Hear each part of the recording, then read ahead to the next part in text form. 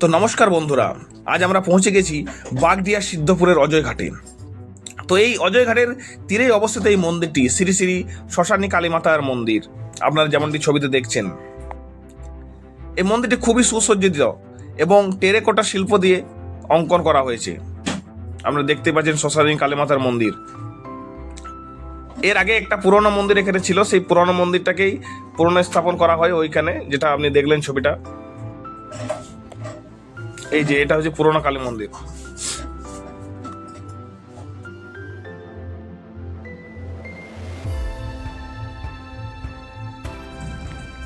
বর্ধমান জেলার বাগডিহা থেকে অজয় ঘাট পারাবার করার জন্য একটি বাঁশের তৈরি সেতু নির্মিত করা আছে, যেটি বাগডিহা থেকে নবসন গ্রাম যাওয়ার সোজা পথ। এই পথটি যাত্রীর সুবিধার্থেই বানানো হয়েছে। আরও জানা যায়, বাঁশের সেতুটি পারাবার করার জন্য গাড়ি পিছু 10 টাকা করে নেওয়া হয়। সেই সেতুর জন্য অজয় ঘাটটি, মানে এই যে ঘাটটিতে মন্দিরটি অবস্থিত, এই ঘাটটি অনেক বিখ্যাত হয়ে উঠেছে। এই ঘাটের তীরে অবস্থিত মন্দিরটি শ্মশানী কালী মাতার মন্দির নামে পরিচিত হলেও এখানে রয়েছে বাবা ভোলানাথের মন্দির বা মহাদেবের মন্দির। সুসজ্জিত মন্দিরটি দেওয়ালে রয়েছে অনেক দেবদেবীর মূর্তি অঙ্কন করা রয়েছে, সেসব মূর্তি আপনি দেখতে পাচ্ছেন। এই মহাদেবের মন্দিরটি অনেকই সুসজ্জিত, আপনি সামনে থেকে দেখলে হয়তো বুঝতে পারবেন। আমি যতটা ক্যামেরায় আমার হয়েছে ততটা দেখাচ্ছি। দেখেন, বিভিন্ন দেবদেবীর চিত্র অঙ্কন করা রয়েছে, মূর্তি অঙ্কন করা রয়েছে, সেটি দেখতে আরও সুন্দর লাগছে এবং মনোমোহিত করে তুলছে। এখানে একজন সেবায়িত রয়েছেন, যিনি এখানে পুজো এবং নিত্য সেবা করে থাকেন।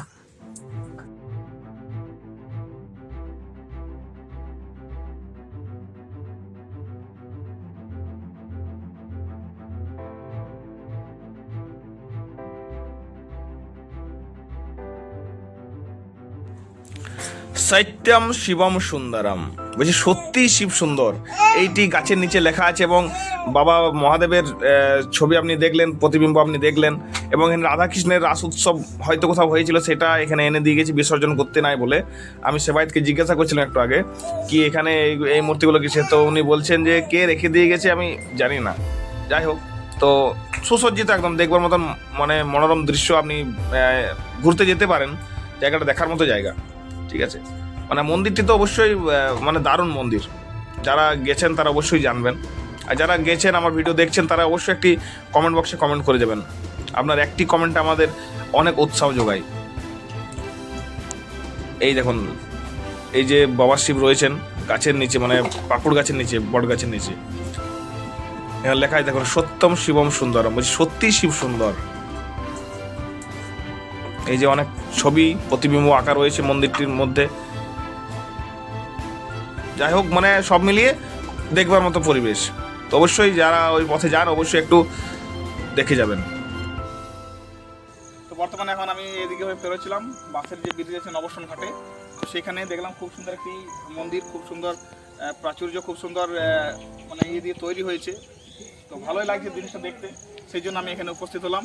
এবং এখানে আছে শ্মশানী কালী, ঠিক আছে, সেটারই ভিডিও ছোট্ট করে আপনাদের কাছে উপস্থাপনা করছি। অবশ্যই ভালো লাগলে লাইক কমেন্ট শেয়ার সাবস্ক্রাইব করবেন এবং ভালো থাকবেন। দেখা হবে নতুন কোনো ভিডিওতে।